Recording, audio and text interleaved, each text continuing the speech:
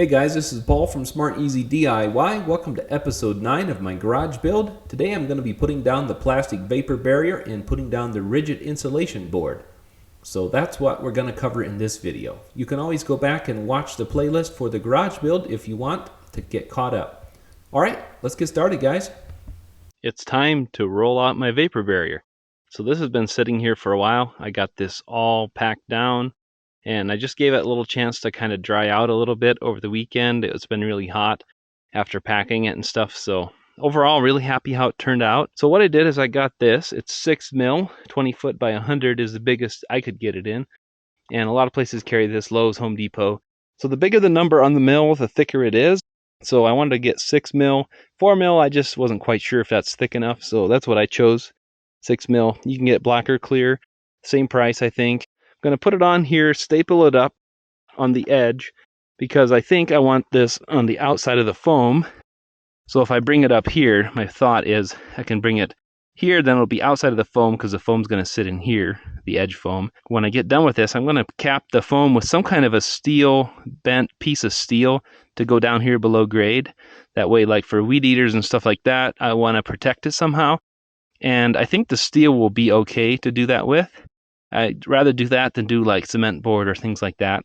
So that's what I'm going to try anyway. And my thought is, if I staple this up to here, then that will keep it in place during the pour. I kind of want it on the outside of the foam insulation, and then I can cap it like I said, and that should hopefully work out good. I want to make sure that I give myself enough to lap over. So I'm going to cut it a little long. I'd rather have a little too much and then have to cut it. So like this, because I want to make sure that it has room to go down here across this footer. Then I'm ready to go across here. Now same here, I want to take all the slack out of it. Now I think if I cut this a little bit long, just use a utility knife or something with a decent blade. Oh yeah, this side's better.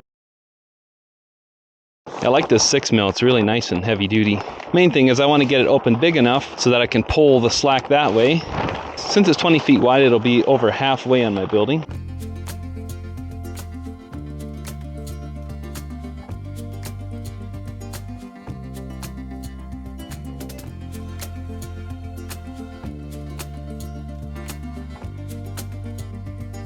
Okay, so now that I got it roughly stretched out, what I wanted to do is make sure I have enough on each end over here. This is a factory cut along this side here, so I should be able to go along and tack it right there, and then I can pull the slack out later. So I'm just going to go up to the top of the form, staple it pretty good there.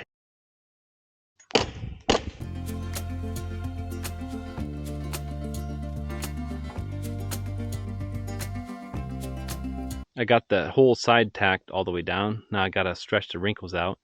Then I also have that drain right there to cut around. So I'm just going to cut around that and duct tape it with some heavy duty duct tape. So I got to get this all stretched out nice, and then I can get the ends stretched nice, and then I can trim them off. So at Lowe's they had this contractor pack of this black duct tape. I like the Gorilla duct tape sometimes, but I know 3M is really good as well.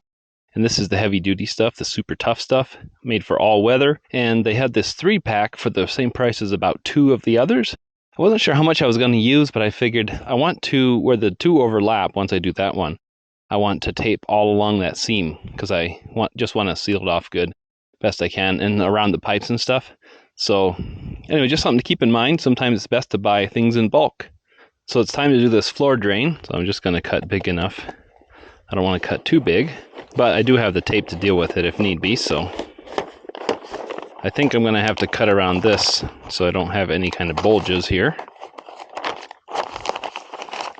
Now this stuff doesn't seem quite as thick as the Gorilla tape, but I think it will do okay for what I need. Seems to stick really good and be really heavy duty. So I'm going to try to just seal up around these things the best that I can. Now if you just had a simple floor drain with a P-trap down under, it would be a little easier to seal off. I think that's probably pretty good for what I need to do. I can finish stretching this out. Now I'm not too concerned if there's a few ripples like this. The main thing is I just don't want holes in this. A few ripples should be okay.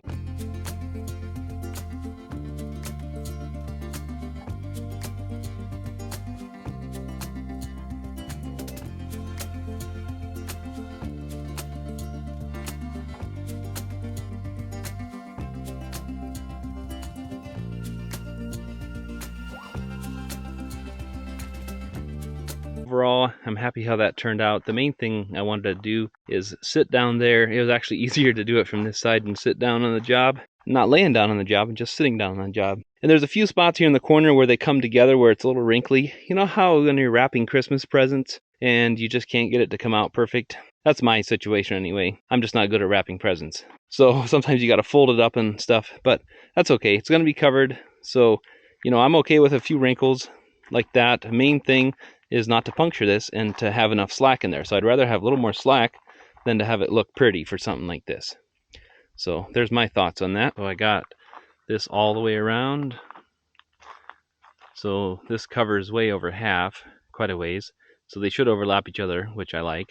Now I just got to do it all over again. Okay, so got the plastic all stretched out everywhere. Went around some pipes here, kind of taped it off the best I can. Once I put the foam insulation on there, I'm going to grate stuff around there, like some sealing foam. But yeah, so got a few wrinkles, but like I said, no big deal when you go to lay your foam down. As long as it has some slack in it, it's not too tight. So yeah, I got everything taped off. I taped my lap as well, all the way down. A little hard to see maybe in the dark here. It's getting pretty dark, but I wanted to get this done tonight. So wow, it's a hot one today.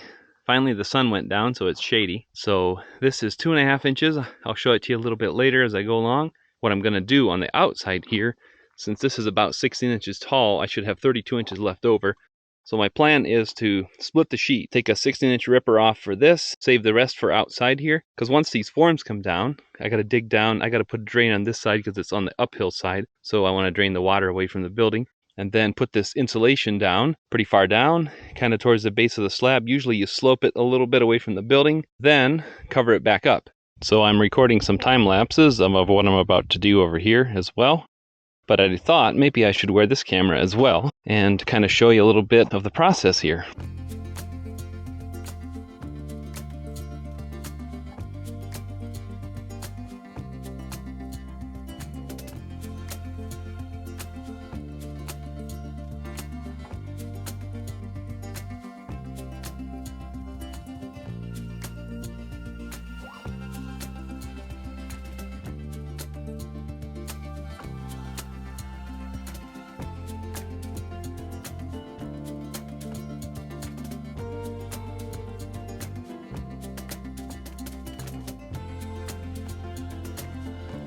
Now that I'm into the second run here, I already got to a drain that I got to cut around. So what I did is I split the sheet right there, right about in here.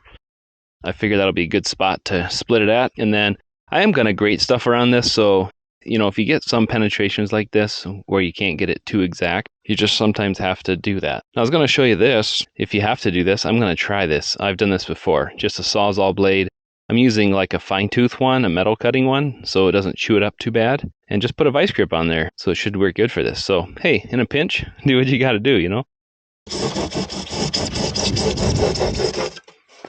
Look at that. That redneck saw actually worked pretty good. Now I'm going to set this in here and test it out. I'm just going to kind of guess here. I know I'm already tight over here. On the sides here, I want to be pretty tight.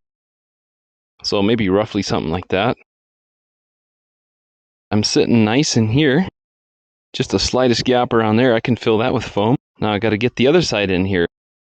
With this P-trap sticking up here, I'm pretty much just going to have to cut this channel till it disappears right about in there. And then notch it around that. Got that guy cut around there. Best I could.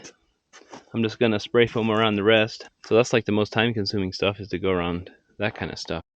Hopefully the pipes won't be too bad, they're just going to be round. But the way I'm cutting this stuff here to split it, I've been just using drywall square, marking it, and just using utility knife, one side, then flip it over into the other side. I know it doesn't go all the way through, but it does enough so you can just snap it once it's scored like that. So yeah, I know this is a square and you should be able to trust it, but I don't really.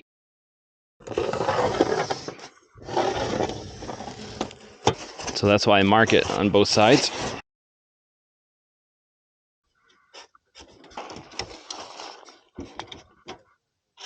Line both sides up. And then snaps right in half, nice and clean.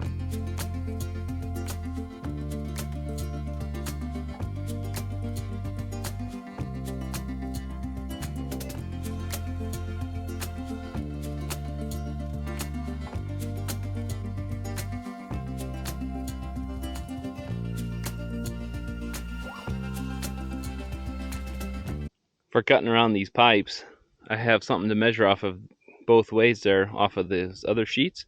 And then I'm just using this cap right here that I popped off the top of the pipe. So that gives me a good reference. So I just made my X extra big, centered that, just trace around that, and I'm just going to cut it a little extra big. But you can either do that or a scrap of pipe if you have a scrap left over from putting your plumbing in. If you have something like that, but I have a cap on each one of these, so I'm just going to do that and figure a little extra big. So I just thought I'd share that little tip. Okay, so you saw that I put these down last night and cut around the drain and stuff and pipes. That was the hardest part.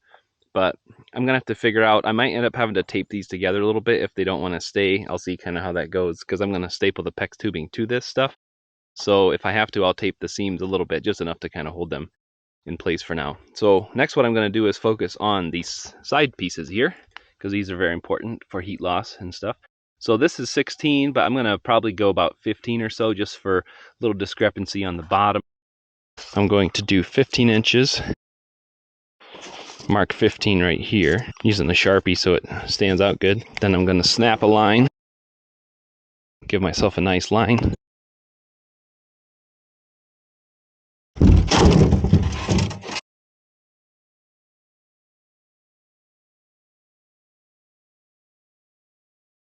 So it's pretty hot out, so I didn't have the camera on me or anything. I was going to show you. So I was trying to think of ways to fasten this foam temporarily till the concrete holds it, this upright foam along the perimeter. And so what I decided to do, maybe you guys have a better idea. If you do, leave it in the comments down below for others. So I ended up just putting a screw in, a 3-inch screw at an angle right here on the top. And yes, it's going to fill up with concrete. It's fine. I think when I pull these forms off, I think they're just going to pull through the foam and without destroying the foam, because they're just holding it a little bit. They pull out pretty easily, but I think they'll hopefully hold it in place till the concrete gets poured, because they're going to pour this perimeter first, I think, and it pushes against that, so it should hold it. So that's my plan. I just did one on each end, except some places where it was pushing out a little bit, and sometimes my foam was curved a little bit and I could flip it around that way to kind of behave the way I want it to. So that's an idea that you can do if you need to. So sometimes I had to put a screw in the middle if it bowed out too much, but for the most part, I think I was able to just do kind of one on each end and get it pretty close. And if anything, I wanted to keep it down a little bit. So I have a little discrepancy here, but this one is, I might have to trim it down just a fuzz, but sometimes it depends how the rocks are or the foam is a little bit bowed or something. If anything, I want to cheat it down a little bit so it doesn't interfere with the concrete whenever possible. There's a couple spots where I might have to hit it with the Sawzall blade, but very little. So even if it's down a little bit, when I build my wall's going to come a little bit onto here. You remember that? Like an inch. And then I'm going to have flashing that goes from the bottom of the wall, goes over this and down. So if there's a little bit of gap, it's not going to matter because that's all going to be hidden by the flashing. And being oversized, remember how my whole building was 3 inches oversized to the forms because of this whole foam situation where I'm going to run my wall plate an inch over here, and then I'm going to have an 1.5 inches left. I just didn't want this much sticking out past the wall. So I figured if the rest of the wall is sitting on 4.5 inches of concrete, that should be good for the plate. Well, and I'm going to have my 1/2-inch sheeting in there too. This is the only place where I had to put a little filler in because these sheets tended to run a little bit less than 8 feet. And what I did is I ran this one past, then this one butt into it, and I did that all the way around. So this was the last one I came to, and I just had to put like a 5/8 inch strip in there. That's another good point, actually, that I wanted to talk about. When they're pouring this, right in front of the garage doors, I'm going to mark out where the doors go. And they're going to taper it a little bit there. And then the foam's going to stick up past that. I thought about trimming it down now, but I didn't want to trim past the door. So what I'm going to do is just wait until the concrete's all poured and see where they come with their finish height right here. Because, like, yeah, the last couple inches are going to be sloped. So I'm just going to cut the insulation off a couple inches because I want gravel where I'm going to drive in. I want gravel to come in. So I'm probably going to cut this down a couple inches outside because I don't want to drive over this every time and see it. And so I think that's what I'm going to do. Once the concrete's poured, I can do that from the outside after these forms are removed. Then you can put gravel over top of that and you'll never see it. So I'm almost ready to start with my PEX tubing. So here, where I'm doing my shower, I wanted to put a box in here, and I did it 16 by 16 to the outside. So I cut 2 blocks at 16, and the ones in between were at 13. So that way it's equal 16 overall. And I figured that's a good size. 12 by 12 just didn't seem big enough to get my P-trap in. So the whole point of that is so I don't have to chip out concrete later to do my P-trap to get that in for the shower. This gives you a little bit of room. And I thought I could do it before the foam is in, but I didn't really want to cut the foam around that. So I think it'll be easy enough to cut the foam once I pull that box. Couple tricks on this that I wanted to share. Thinking about pulling this box out later, it's going to have a lot of pressure against it. So I just toe screwed one toe screw. It doesn't take much to hold it. One toe screw in each corner inside to hold it together, because if you screw it on the outside, you're going to have to just chip this thing out of here. So I think that'll be good. And then I also had a couple of short chunks of rebar. It's the only way I could think to secure this so it stays good during the pour. So I pounded those down in there. You can see one on each side. And then I just used some plumbing strap tape to screw it fast. That keeps it in place sideways and for up and down. So I think that should be good enough. I made it extra tall. I thought about just doing a 2x4, but then that wouldn't be quite enough, and that would kind of fill in a little bit. So I think this way they can shoot up to it. It'll be about up in there, and I think a 2x6 will work fine for a 4-inch slab. So that's kind of the plan there. Everything else, I'm going to grate stuff around the pipes, and some places where the foam was damaged in the corner, if there's a little bit of gaps, I'm going to spray foam all that. That's going to be kind of a last minute thing. I want to get the tubing in here. So I decided back under in here. I know it's a little bit close to my water line here, but if I end up doing a little less runs than what I'm thinking, then I can cheat it that way a little bit. Doing it this way, this is the way that I came up with to hold it for now. What I did is I kind of figured out where the PEX is going to lay good here, and if it does end up needing to go down a little, I can adjust it. I just got 2 pieces of rebar, and I'll try to seal around there a little bit. But that's the only way I could figure to do it as well, since I don't have a wall above me to fasten to. And I'll probably cap these with something so nobody gets hurt, but I just let them run wild for now. So I fasten them with plumbing strap tape as well on the back to secure it for height. This is the way that I came up with, and I think it works pretty well to use plumbing strap tape there. It comes with lots of different holes in it, so you can do a lot of adjustability. But instead of doing clamps for these, I figured that's going to work really good. It secures them. So I figured on elevation and just followed that. What I'm going to do is run the PEX inside this. All this does is protects the PEX where it comes up out of the concrete slab, so you can run it inside something. Then when I get the PEX in here, I'll probably spray foam these holes. But this gives you a nice way to run those up, a nice slow bend to it, and protects them from when they're power troweling or anything like that that could clip them off right at the concrete level. This way, it gives them some protection. So that's kind of the plan. This is going to be up under the landing for the stairs, so I think this will be a good spot up out of the way, but still have enough room. But I'm kind of thinking I want it in this corner anyway, because eventually, if I put a lean-to out here, I might put a outside wood boiler out this way somewhere, or I just want to have options anyway. So this seems like a good spot to put it. All right, guys, well, I hope you enjoyed this video. The next video is going to be doing radiant heat in the floor, the PEX tubing, so be on the lookout for that. You can always go back and watch my garage playlist if you want to see how I got to this point. All right, thanks for watching, guys.